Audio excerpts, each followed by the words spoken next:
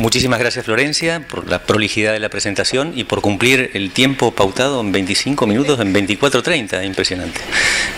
Bien, ahora Pablo Grumowski, doctor Pablo Rodolfo Grumowski, es médico por la Universidad de Buenos Aires, doctor en medicina por la Universidad Austral y doctor en medicina por el Instituto Karolinska de Suecia, miembro del Consejo del Instituto de Investigaciones de Medicina Translacional del CONICET y Universidad Austral, investigador adjunto del CONICET, profesor adjunto de Anatomía de la Universidad Austral, profesor invitado de la Universidad de Pittsburgh, miembro local del comité organizador del 15º Congreso Internacional del Dolor de la IASP. Bueno, perfecto. Gracias. Bueno, muchas gracias, Mariano, por la generosa presentación. Agradezco especialmente tanto a Mariano como al doctor Omar Pivetta por la invitación a ser parte de este grupo de docentes que viene a hablar de dolor, y como bien han resaltado quienes me precedieron, es un tema serio, es un tema no siempre correctamente abordado, y curiosamente no correctamente abordado inclusive en el ámbito médico. Es una suerte de curiosidades, como que nos olvidamos con el tiempo de esa realidad.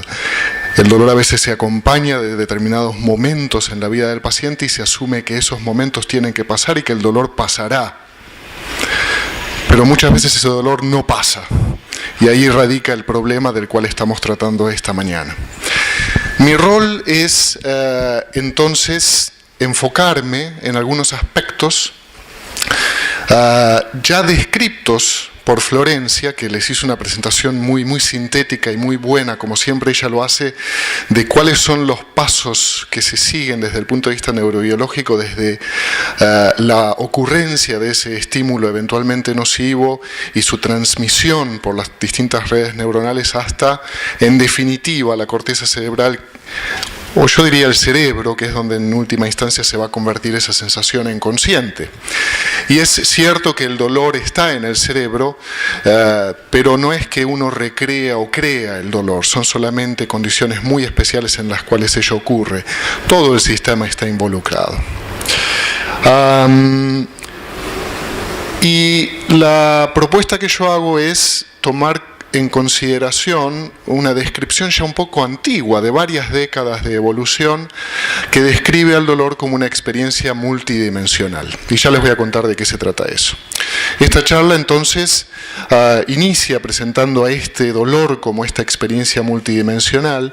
Después voy a hacer mención de esta matriz del dolor que introdujo Florencia, con sus dimensiones sensitivo, discriminativo, afectivo, emocional y cognitivo evaluativa, que tienen un basamento neurobiológico que sigue evolucionando. Lo que yo hoy les cuente va a ser obsoleto en un año probablemente, o por lo menos va a estar revisado dentro de un año, porque hay gente que está activamente, investigadores, laboratorios, grupos que están activamente tratando de desentrañar, cosa no demasiado simple, cuál es el tipo de connotación neuronal que tiene hablar de sensibilidad, de emoción, de discriminación, de cognición. Muy brevemente hablar de modulación supraespinal, porque esto tiene sentido. Verán que como esté ese cerebro también será nuestro tipo de respuesta frente a la condición de dolor, al estímulo, etc. Y después también un paso un poco rápido por lo que hoy se conoce como la relación o la asociación entre el dolor crónico y un concepto tan antiguo como es el yo, pero que verán que tiene muchísima vigencia. Y finalmente algunas conclusiones. Entonces, me pareció útil empezar con una evolución de cómo se contempla o cómo se considera la palabra dolor y a esa cosa que queremos definir de alguna manera. Entonces, la palabra dolor deriva del latín poena, que es una multa o penalidad. Ya empezamos mal. El dolor nos pone en problemas. Hipócrates define al dolor como algo estrictamente físico. Es interesante, lo describe como una experiencia física. No hay nada más que algún evento que altera la estructura de este cuerpo humano que nos toca habitar y sentimos ese dolor. Un poco después, Aristóteles define al dolor como una emoción que predomina sobre todo procesamiento racional. Lo da vuelta directamente al dolor y lo define como algo que depende de una emoción o que tiene connotación emocional. Pasan muchas centurias hasta que un investigador inglés, Sir Sherrington, define al dolor como parte de un mecanismo de protección individual, una función neural en la cual la percepción es un evento separado del procesamiento neural asociado. No descarta un componente físico, pero aquí él ya da una noción, está explicando con esta definición que hay algo un poco, se podría definir como emergente en este procesamiento neural que luego nosotros describimos y percibimos y describimos como dolor. Sherrington, entre otras cosas, recibió el premio Nobel por sus estudios en neurofisiología hace ya varios años atrás. Mucho más recientemente, la International Association for the Study of Pain, que se constituyó hace ya también varias décadas y busca generar una suerte de consenso en cuanto a definiciones, consideraciones acerca del dolor, su estudio y su tratamiento, definió el dolor como una experiencia sensorial y emocional displacentera asociada con daño tisular actual o potencial o descriptos en términos de tal daño. Es una definición muy amplia, también muy abarcativa. La última definición es del año pasado, que a mí me parece muy interesante. Una experiencia estresante asociada con daño tisular actual o potencial toma elementos de la definición previa con componentes sensoriales, emocionales, cognitivos y sociales.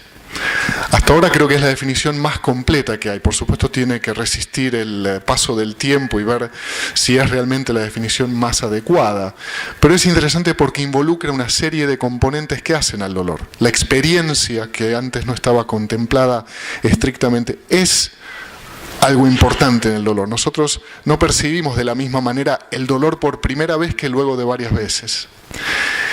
Y por supuesto incluir al componente social es importante. Nuestra presentación de nuestro dolor a la sociedad es muy diferente dependiendo de cuál sea ese entorno social que nos rodee.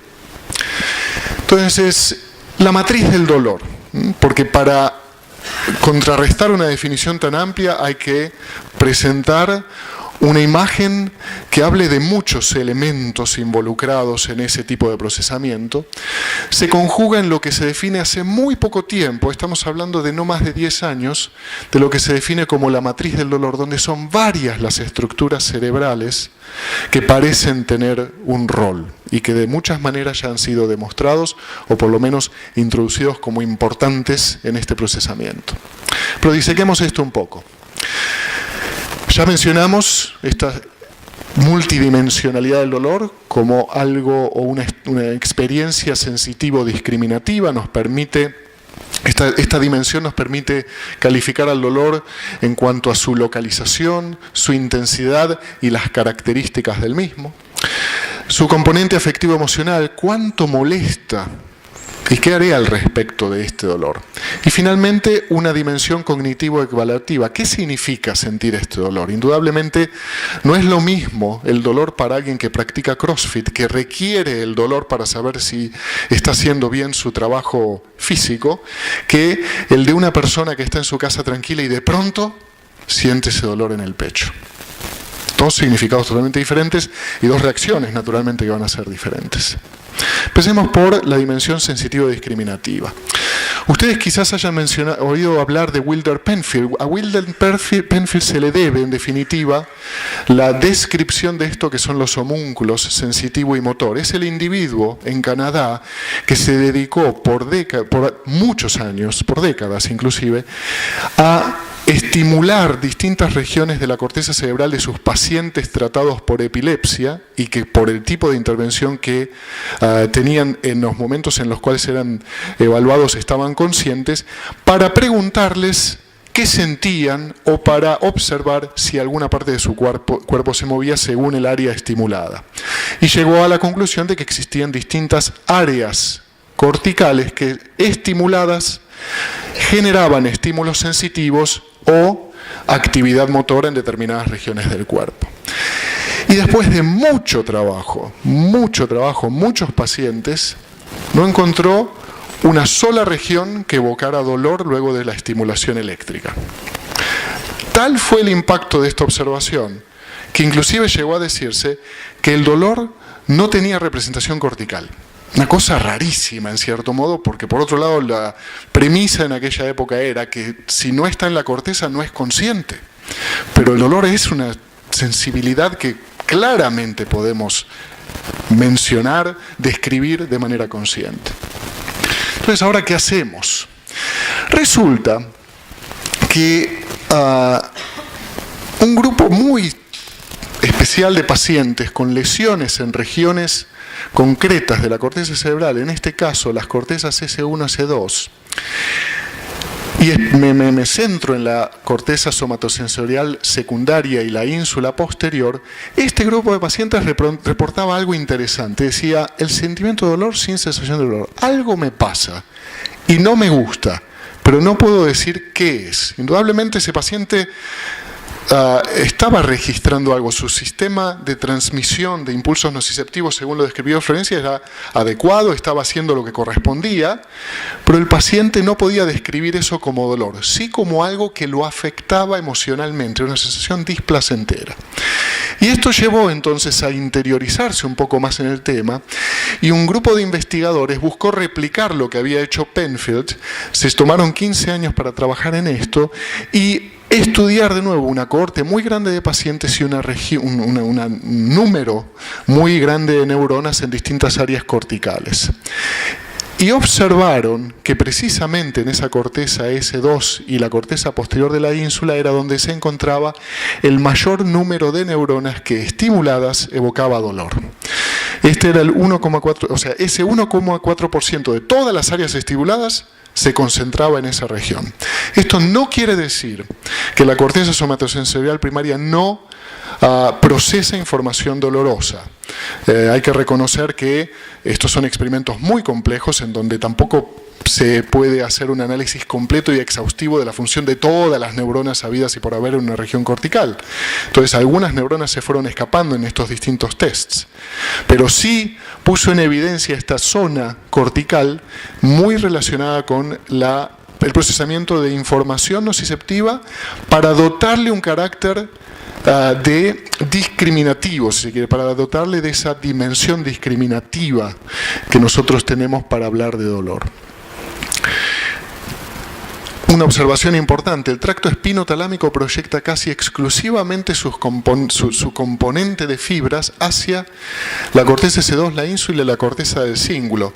90%, es decir, la gran mayoría de las fibras todavía, y de manera errónea, a los estudiantes de medicina les decimos que llegan a la corteza 312, en realidad están llegando a regiones muy diferentes. Es interesante este tema. Hablemos de la dimensión afectivo-emocional. Si nosotros tenemos un voluntario sano y le pedimos que extienda su brazo derecho, la cara anterior del antebrazo, y le aplicamos una barra caliente que va a generar dolor en la cantidad de segundos que corresponda, y exponemos a ese paciente a esta imagen, este es el pain rating o la caracterización del dolor según cómo lo está sintiendo en ese momento. Si a este mismo paciente luego le mostramos esta casita de color verde, su percepción parece variar, por ahí disminuye inclusive, aunque la estadística no está reflejada en este gráfico. Ahora, fíjense lo que pasa si se les muestra una imagen de algo muy agradable, como por ejemplo una playa de aguas azules. Esa caracterización o categorización del dolor disminuye dramáticamente. Entonces, estos son experimentos que tendieron a demostrar que, dependiendo de la connotación emocional de ese cerebro que recibe el estímulo, será o variará el tipo de respuesta que dé ese paciente respecto del dolor que está sintiendo frente a un estímulo que no varía entre condición y condición, sigue siendo el mismo estímulo nocivo. Este mismo tipo de experimentos luego se repitió con otro tipo de modulaciones emocionales, como por ejemplo el del mal olor y del buen olor. Y estas son regiones corticales que hemos mencionado anteriormente, y una de ellas es la corteza del cíngulo, sobre todo la que se encuentra rostral, hacia rostral, en esa circunvolución que rodea al cuerpo calloso. La estimulación nuevamente de ese voluntario sano con esa barra caliente evoca una actividad neuronal en esa región, que si el paciente es estimulado con un olor desagradable, no deja de ser patente, de ser observable. Ahora, fíjense lo que pasa cuando al paciente, al mismo tiempo que se lo está estimulando, se le deja oler un rico aroma, algo agradable. El patrón de activación de esa región disminuyó, pero no fue solamente porque a lo mejor el aroma inhibió o no activó de alguna manera estas células en esa región. El estímulo nocivo también existía en ese mismo momento, y esas mismas neuronas que responden naturalmente a ese estímulo en la corteza del cíngulo dejaron de hacerlo, y el paciente refirió menos dolor. Entonces son asociaciones, naturalmente. Hablar de mecanismos acá es difícil porque la asociación no necesariamente habla de cómo están ocurriendo las cosas, pero sí está dejando entrever, si se quiere, una asociación muy importante entre el estado emocional en el cual ese paciente se encuentra y el modo en que ese estímulo nocivo va a ser luego reportado. Hay un procedimiento poco utilizado en realidad, eventualmente y en condiciones muy extremas y de condiciones muy refractarias de dolor crónico, en donde se produce la sección del haz del cíngulo, y aquí se produce lo que se define como una disminución del dolor, pero en realidad no tanto de la cuestión discriminativa. El paciente dice o va a referir que el dolor de alguna manera está allí, pero ya no le importa tanto, de alguna manera le ha quitado ese correlato emocional presente en esa definición acerca del dolor, que es el que muchas veces afecta al paciente. Y eso es mejora. Eso parece una curiosidad porque uno dice, bueno, pero el dolor que refiere es el mismo. Si evaluamos al paciente en las escalas del dolor, el paciente va a referir exactamente el mismo nivel de dolor, que puede ser un 8 o un 9. Pero que ya no le importe tanto es algo importantísimo. Le ha mejorado la vida. Una cosa un poco aparentemente contradictoria, pero relevante. Y finalmente la dimensión cognitivo-evaluativa. Será muy diferente la manera en que nosotros reaccionemos a un estímulo nociceptivo de aquello que nosotros estemos haciendo, del estado de concentración o de distracción que nosotros tengamos en el momento en que somos estimulados. Y esto nuevamente se hizo con experimentos en voluntarios sanos, o por lo menos fueron los experimentos que dieron inicio a todas estas especulaciones, donde se estimula a un paciente que se le pide que preste atención a un estímulo. Se dice, en este momento vamos a aplicar la barra caliente sobre la piel de tu antebrazo derecho, en la cara anterior, y naturalmente se estimulan regiones que reaccionan frente a esa condición. Luego, no se estimula con ese estímulo calórico, o no se actúa con ese estímulo, sino con un estímulo auditivo, un pitido, lo que sea. Y se observa que no hay activación de las regiones que naturalmente respondieron a un estímulo nociceptivo calórico, pero sí se activan las regiones de la corteza auditiva. Eso es esperable, es normal. Ahora fíjense lo que pasa con el paciente que al mismo tiempo es estimulado con un estimulado con una acción calórica y una acción auditiva. Existe una activación de la misma región de la corteza somatosensorial que respondía al estímulo calórico, pero el grado de activación es menor. Fíjense que hay mucho más azul y verde en esta imagen que en esta que está bien roja en el centro. Eso implica una disminución de la sensación dolorosa. El dolor no desapareció, pero sí disminuyó en su intensidad en el momento en que el voluntario era distraído, simplemente. Ahora, ¿qué sentido tiene hablar de todo esto? Está bien, hablamos de percepción, describimos el modo en que eventualmente nosotros evocamos dolor. Pero el dolor, de alguna manera, también va a modificar nuestras conductas. Lo hace muy bien cuando el dolor tiene carácter nocivo y puede afectarnos si nosotros queremos escaparnos de esa condición. Todos debemos sentir dolor para evitar daño corporal.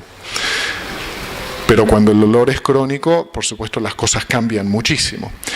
Pero en los dos casos se involucra un tercer elemento hablábamos con Florencia de todos los sistemas que traen la sensación dolorosa hasta el cerebro. Acabamos de repasar muy rápidamente qué pasa en el cerebro cuando esa sensación nociceptiva arriba, pero ¿qué consecuencia tiene esto?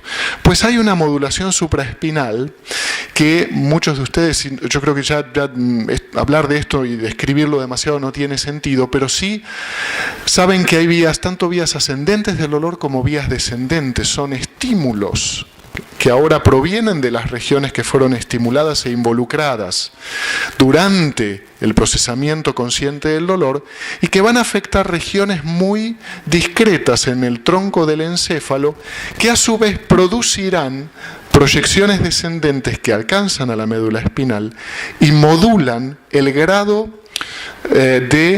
o el impacto que tendrá el arribo de información nociceptiva desde la periferia. Dicho mucho más simplemente, lo que estas fibras hacen es regular la neurotransmisión existente entre esas neuronas aferentes primarias que traen el estímulo nociceptivo y las neuronas de proyección que después lo tienen que retransmitir a niveles superiores del neuroeje. Es a través de este sistema que los opioides endógenos cumplen su rol de analgesia opioide endógena en determinadas condiciones como estrés, por ejemplo, o una actividad física deportiva que requiere que nosotros en ese momento no bajemos los brazos, aunque nos duelan esas pantorrillas de manera espantosa en el último minuto del partido. A nosotros los argentinos eso nos pasa inclusive en casa, cuando estamos mirando el partido en el Mundial, las pantorrillas a nosotros nos duelen. Pero también facilitan, dependiendo de la situación. Este mismo sistema es capaz de facilitar esa condición. Y eso es lo que está pasando muchas veces con el paciente con dolor crónico. El paciente con dolor crónico también es un paciente que se deprime, que está ansioso, que duerme poco. Y todo eso genera un ámbito neurobiológico que impacta negativamente sobre este sistema de modulación descendente que en última instancia, en lugar de ayudarnos, nos empeora. Por eso el paciente que sufre dolor crónico por tanto tiempo también reacciona mucho más frente a esa condición y de manera patológica. Yo no me voy a detener en estas dos diapositivas para hacerle honor al tiempo y no demorarme mucho más. Exacto, pero quiero tener estos 5 minutos para hablar de este otro tema que me parece muy importante y que tiene un poco que ver con ya cómo la psicología entonces empieza a jugar un rol en esto de la experiencia del dolor crónico. El yo se define, o es una de las definiciones que he encontrado, como una colección estable, aunque dinámica, de creencias centrales, afectos y cognición, utilizadas por el individuo para definirse o representarse tanto en lo privado como en el mundo. Lo que es muy interesante en el contexto de estas charlas que estamos teniendo es que se ha encontrado una asociación bastante importante entre esta colección de la cual se habla aquí y el dolor crónico. De hecho, aparentemente es un problema central en estos pacientes. Vamos a analizarlo a través de esta publicación ya no tan reciente que estudia directamente el problema, el dolor como un asalto al yo. Y en toda la descripción de esta publicación se traen a colación comentarios, observaciones que los mismos pacientes analizados describen. Entonces lo que yo ahora voy a hacer es una especie de historia de cómo evolucionan estos pacientes y cómo se altera su percepción, cómo se altera su personalidad y su sentido del yo a medida que va avanzando la enfermedad crónica. Kevin dice, estos son todos nombres imaginarios, las partes que no son yo no puedo ser yo. Lo peor es el dolor, obviamente, pero el hecho de que soy este monstruo, me vuelvo malo, hago y pienso cosas que son malas, cosas que no le diría a nadie y tampoco le diré a usted. Esta connotación negativa, claramente negativa que tiene el dolor, evoluciona. Simón dice, es como vivir con este tipo que te sigue todo el tiempo. Fíjense cómo ya se empieza a hacer se da una especie de dicotomía en el mismo paciente. Estás condenado a vivir con él, se mete en tu camino, me avergüenza, no es sociable y hasta a veces es desagradable. Si no puedo ser la imagen de lo que yo creo ser, entonces estoy en problemas. Yo sé que no soy malo, yo sé que cuando soy malo, soy yo. Y sé que no hay ese tipo, no estoy loco, pero no soy yo. Una persona realmente vive alterada esta experiencia. Y se da cuenta de lo que le está pasando, pero no puede necesariamente despegar una cosa de la otra tan fácilmente. No puede despegar ese ser yo de ese dolor crónico que está alterándolo. Se empieza a fundir. La exposición pública lo empeora. Me encantaría estar solo en una isla desierta, estar lejos de la gente, no tener que ser algo que no quiero ser. Eso sería genial. Fíjense, seguiría siendo miserable, pero no importaría. Solo importa cuando hay otra gente a mi alrededor. La aislación de la cual hablaba Florencia. La gente empieza a sentirse tan alienada y además tan afectada por esto de volverse tan desagradable hacia los demás, que empieza a buscar el aislamiento. Y con el tiempo se traslada a los otros. Esa es la parte más seria, ¿no? Este dolor duele, pero contiene una maldad que me hace odioso, irracional. Odio cuando todos se van por la mañana y me dejan solo. Odio cuando todos regresan en la tarde. De alguna manera ya la persona empieza a querer transferir estas sensaciones o estas sensaciones que percibe en su estado de dolor hacia los demás. Desparramar un poco de odio a tu alrededor. Y finalmente los miedos. Tengo que ser cuidadoso con la gente y estoy un poco preocupado por lo que me pueda pasar a mí. Nos van a reunir y llevar a algún campo de concentración. Estos son experimentos y entrevistas hechas a pacientes en Estados Unidos, gente que pasó por la mala experiencia de los campos de concentración. Entonces, de alguna manera hace un full circle y aquello que alguna vez experimentó, entonces lo convierte en, nos van a volver a poner en ese lugar terrible. De alguna manera el dolor crónico los ha llevado a esa situación. Hay que aclarar, no es gente que esté psicológicamente alterada per se. El dolor es el que les ha cambiado un poco esa percepción de sí mismos. Entonces ya estamos terminando y me parece que hay que justificar algunas cosas. Por un lado, fíjense, yo mencioné muy rápidamente la corteza del cíngulo, que es un área relacionada con dotar de componente emocional y afectivo a esa condición de dolor. Ahora, fíjense cuántas otras actividades han sido relacionadas con esa misma región. Y elijo solamente esta pequeña porción cortical, sin ignorar todas las otras que también en muchos aspectos son multitasking, si se puede decir. Entonces no resulta tan imposible de imaginar que en esta región donde se conjugan tantas actividades cognitivas, emocionales, conscientes, también radique parte de ese procesamiento que después nos hace hablar de esa condición que en ese momento es dolor crónico. Lo voy a pasar muy rápido, pero hay maneras de tratar a estos pacientes y de tratar al paciente con dolor crónico que tienen que ver con modificar su percepción a través de mejorar su percepción del yo. Y probablemente el ejemplo más actual es el de la terapia de aceptación y compromiso, una terapia que hace ya varios años que se viene estudiando en el exterior, está de a poquito insertándose en nuestra sociedad y que tiene que ver con, además de utilizar toda esa batería de estrategias farmacológicas y quirúrgicas con las cuales contamos, también pensar en una estrategia que posicione al paciente en el centro de sí mismo. El dolor de alguna manera desplaza a la persona de su propio centro, entonces es una manera de acercarlo un poco más a verse a sí mismo de vuelta y dejar que ese dolor que a veces está acá adelante y no deja ver nada, que pase a estar atrás, quizás no quitarlo, pero sí sacarlo de su lugar preponderante. Los resultados son siempre muy buenos, o bueno, son buenos, no siempre muy buenos, no siempre todo, como muchas otras terapias, no todo lo que uno pueda hacer como médico o como terapista va a funcionar.